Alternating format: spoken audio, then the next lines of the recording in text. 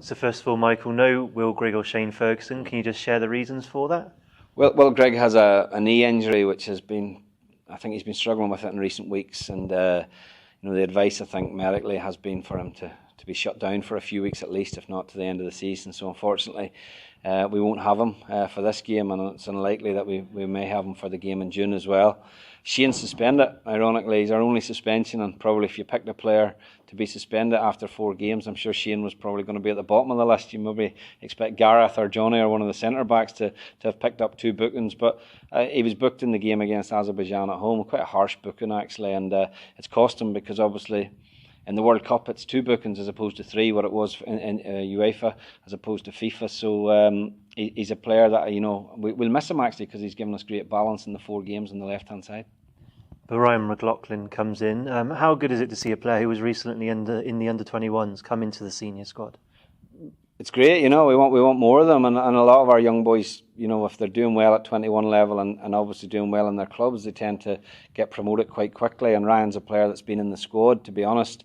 Certainly over my time in charge, this is his most consistent spell of first team football, which is important. He's gone away from Liverpool now. He's at Oldham on a permanent basis, and he's playing week in, week out. And I hope by including Ryan in the squad that it helps him progress at club level and also at international level as well, because he's a player with huge potential, a player that we always had high hopes for Ryan, and he's maybe his development has been somewhat slower because of injury. To be honest, he's been very unfortunate with some of the injuries he's had, but as I say, now he's playing on a regular basis, doing very well, and we're looking forward to having him back in.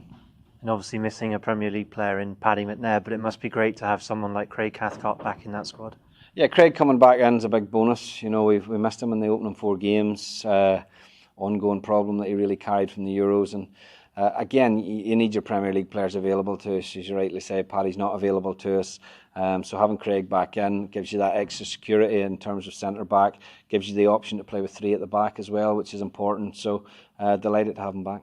Obviously, the last 2 home qualifiers here have been 4-0 wins. So, what sort of challenge are we expecting Norway to give to us this time? Well, certainly, I will not predict the score, but a 1-0 win would be delighted with that. Norway will come.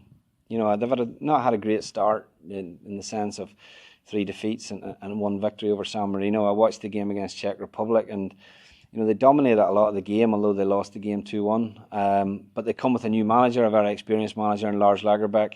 They'll come knowing that 3 points is a necessity for them really to try and stay within the qualification campaign.